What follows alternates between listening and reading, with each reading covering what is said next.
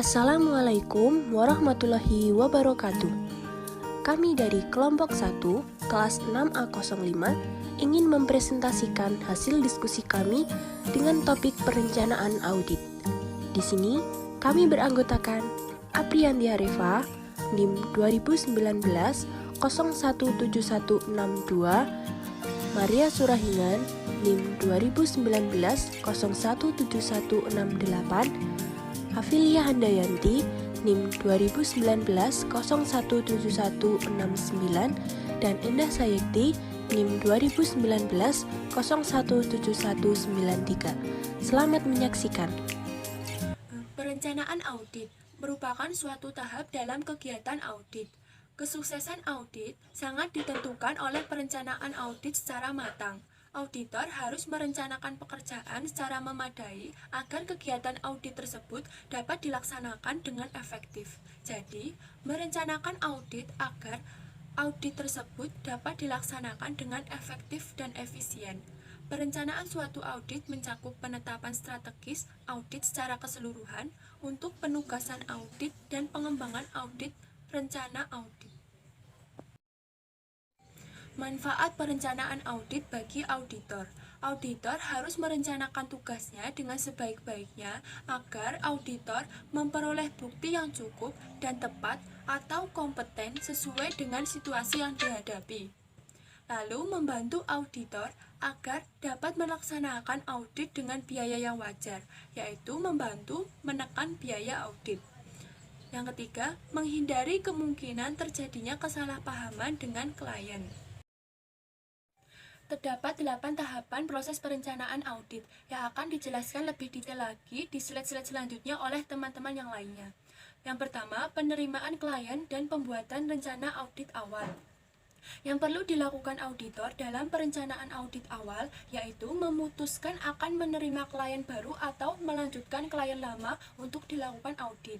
Lalu, mengidentifikasi mengapa klien menginginkan untuk dilakukan audit. Kemudian, memenuhi syarat-syarat penugasan yang ditetapkan oleh klien. Dan yang terakhir, mengembangkan strategi audit secara keseluruhan dengan membentuk tim yang memiliki keahlian khusus di bidangnya. Yang kedua, memperoleh pemahaman tentang bisnis dan bidang usaha klien. Standar audit menyatakan bahwa auditor harus memperoleh pemahaman atas entitas dan lingkungannya. Yang ketiga, menilai risiko bisnis klien. Risiko bisnis merupakan risiko kegagalan dalam mencapai tujuannya. Misalnya, terjadi penurunan ekonomi yang memburu aliran kas klien dan teknologi baru yang mengganggu keuntungan kompetitif klien. Jadi, proses penilaian risiko untuk menentukan bagaimana risiko akan dikelola. Yang keempat, melaksanakan prosedur analitis pendahuluan. Prosedur analitis merupakan pengevaluasian terhadap informasi keuangan yang dilakukan melalui analisis hubungan antara data keuangan dan data non-keuangan. Yang kelima, menetapkan materialitas dan menilai risiko audit yang dapat diterima dan risiko inheren. Yang keenam, memahami pengendalian internal dan menilai risiko pengendalian. Setiap pengendalian internal dirancang oleh auditor untuk mencegah atau mendeteksi terjadinya salah saji material dalam laporan keuangan. Yang ketujuh, menyimpulkan informasi untuk menilai risiko kecurangan. Yang kedelapan, menyusun strategi audit keseluruhan dan program audit. Sebelum memulai pembahasan tentang perencanaan audit, ada dua risiko yang berpengaruh signifikan terhadap pelaksanaan dan biaya pengauditan. Yang pertama, risiko audit yang dapat diterima adalah suatu ukuran tentang seberapa jauh auditor bersedia menerima bahwa laporan keuangan mungkin mengandung kesalahan penyajian material setelah audit diselesaikan dan diberi pendapat wajar tanpa pengecualian. Sebagai contoh, apabila auditor memutuskan untuk menerima risiko audit pada tingkat yang rendah, berarti auditor ingin mendapat keyakinan lebih besar bahwa laporan keuangan tidak mengandung kesalahan penyajian material. Yang kedua, risiko inheren adalah suatu ukuran berupa penilaian auditor mengenai kemungkinan adanya kesalahan penyajian material dalam saldo akun sebelum mempertimbangkan efektivitas pengendalian internal. Contohnya, Apabila auditor menyimpulkan kemungkinan besar terdapat kesalahan penyajian material dalam piutang usaha karena adanya perubahan kondisi ekonomi, maka auditor menyimpulkan bahwa resiko inheren untuk piutang adalah tinggi. Selanjutnya, penerimaan klien dan pembuatan rencana audit pendahuluan. Yang pertama, penerimaan klien baru dan melanjutkan klien lama, yang dimana penyelidikan atas klien baru dan penilaian kembali terhadap klien yang sudah ada merupakan bagian penting dalam memutuskan resiko audit yang dapat diterima. Yang kedua, mengidentifikasi alasan klien minta diaudit. Yang ketiga, mendapatkan kesepahaman dengan klien. Dan yang keempat, menilai strategi audit menyeluruh, yaitu dengan mempertimbangkan sifat bidang usaha klien, juga mempertimbangkan area-area mempunyai resiko terjadinya kesalahan penyajian signifikan. Slide selanjutnya yaitu memahami bisnis dan bidang usaha klien. Adapun hal yang harus dipahami antara lain, yang pertama, bidang usaha dan lingkungan eksternal. Jika dilihat dari banyaknya kasus tuntutan pengadilan yang melibatkan auditor, diakibatkan adanya ketidakpahaman auditor tentang sifat transaksi pada bidang usaha klien tersebut.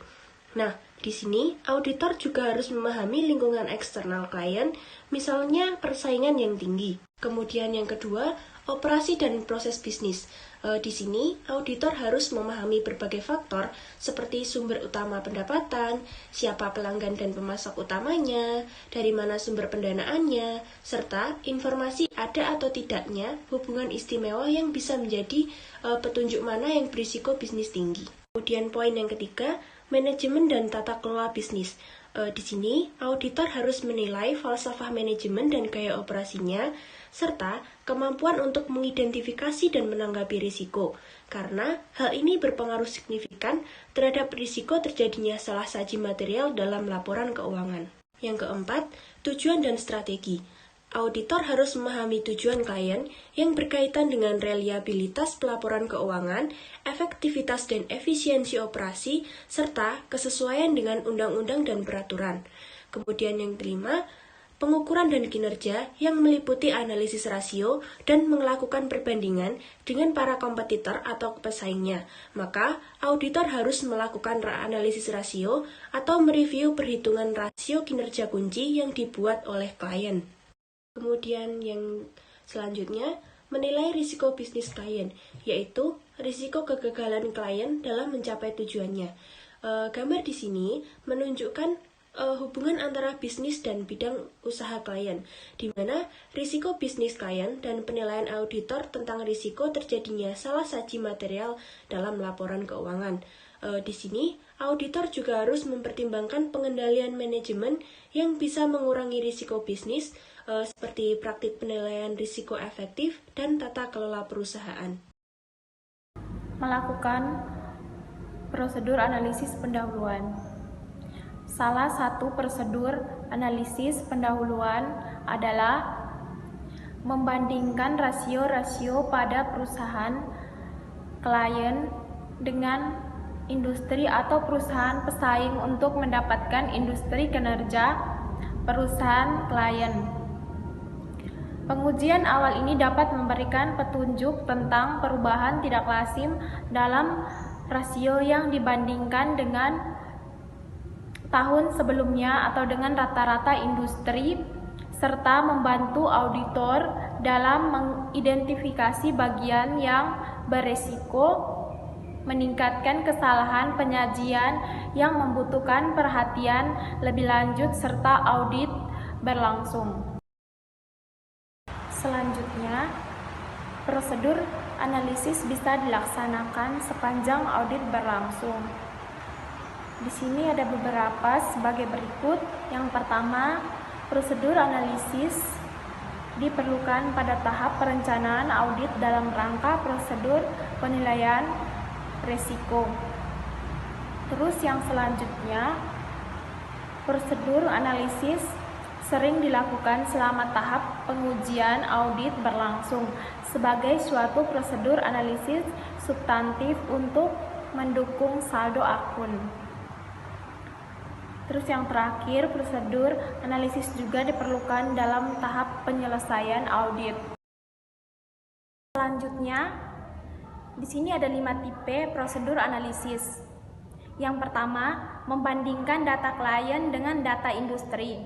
Di sini membandingkan data klien dengan data industri yang dimaksud adalah untuk membantu memahami bisnis klien dengan sebagai industri adanya kemungkinan kegagalan keuangan. Yang kedua, membandingkan data klien dengan data serupa dari tahun sebelumnya. Beragam variasi prosedur analisis memungkinkan auditor melakukan perbandingan terhadap data klien dengan data yang sama pada satu periode atau lebih sebelumnya. Berikut ini ada beberapa contoh umum. Yang pertama di sini membandingkan saldo tahun berjalan dengan tahun sebelumnya.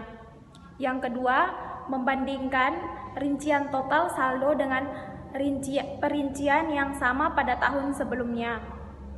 Yang ketiga, menghitung rasio dan hubungan persentasi untuk perbandingan dengan tahun sebelumnya. Yang ketiga, membandingkan data klien dengan hasil ekspektasi klien. Yang keempat, membandingkan data klien dengan hasil ekspektasi auditor. Perbandingan umum lainnya atas data klien dengan hasil ekspektasi muncul ketika auditor menghitung ekspektasi saldo untuk perbandingan dengan saldo aktual. Yang terakhir di sini, membandingkan data klien dengan taksiran hasil dengan menggunakan data non-keuangan. Di sini, masalah terbesar dalam penggunaan data non-keuangan adalah ketelitian data. Sebaiknya jangan menggunakan perhitungan taksiran pendapatan sebagai bukti audit, kecuali bila dirasa sudah puas dengan kewajaran perhitungan jumlah, kapasitas, tarif, dan rata-rata pendapatannya. Dapat kita lihat contoh perencanaan audit pada perusahaan. Sebagai auditor, kita harus merencanakan atau membuat audit plan untuk lebih mengenal entitas yang akan diaudit. Yang pertama, kita mengidentifikasi gambaran umum perusahaan.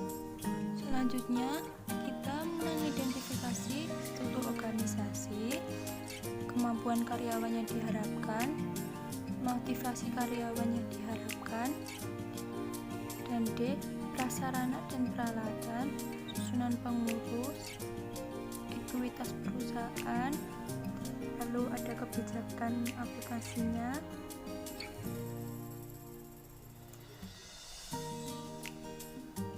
kemudian buku-buku yang digunakan oleh perusahaan. Nah, di sini kita menyajikan juga neraca kooperatif. Lalu laporan laba rugi kooperatif. Kemudian kita mengidentifikasi juga masalah akuntansinya dan masalah perpajakan.